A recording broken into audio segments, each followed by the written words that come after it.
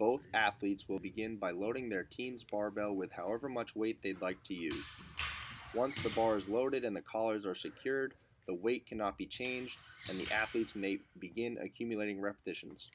One person works at a time, and there are no limitations on how many times you can switch.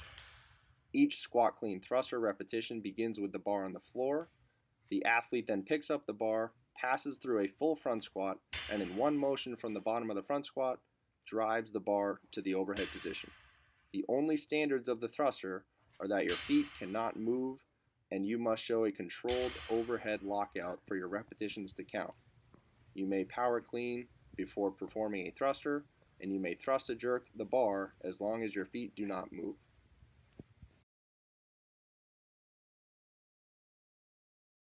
Each burpee box jump begins performing a burpee. Your chest and hips must touch the ground at the bottom of each rep.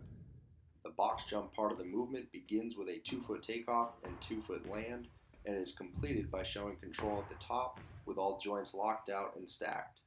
You may step down after completing your repetition.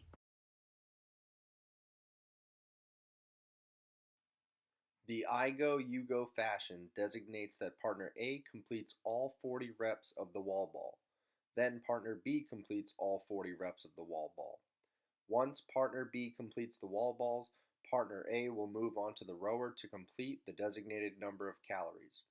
Then partner B will complete the same number of designated calories, and so forth with the deadlifts and plate push until the work is complete. There are no funky standards with any of these movements. For the wall balls, hips below parallel and ball must hit the 10-foot target. Partner A can move to the rower, turn it on, and get seated while partner B is performing the wall balls. The rower must be reset to 0 between partners. For the deadlifts, usual standards with knees, hips, shoulders in a stacked, locked out position behind the barbell at the top of each rep. For the plate pushes, the plate must rest behind the starting line and finish completely behind the designated halfway line and back past the finish line again. Everything will be clearly marked on the turf.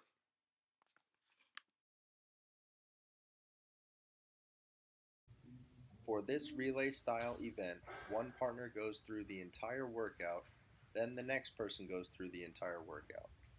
For the front rack walking lunges, you must keep the bar in the front rack however you'd like.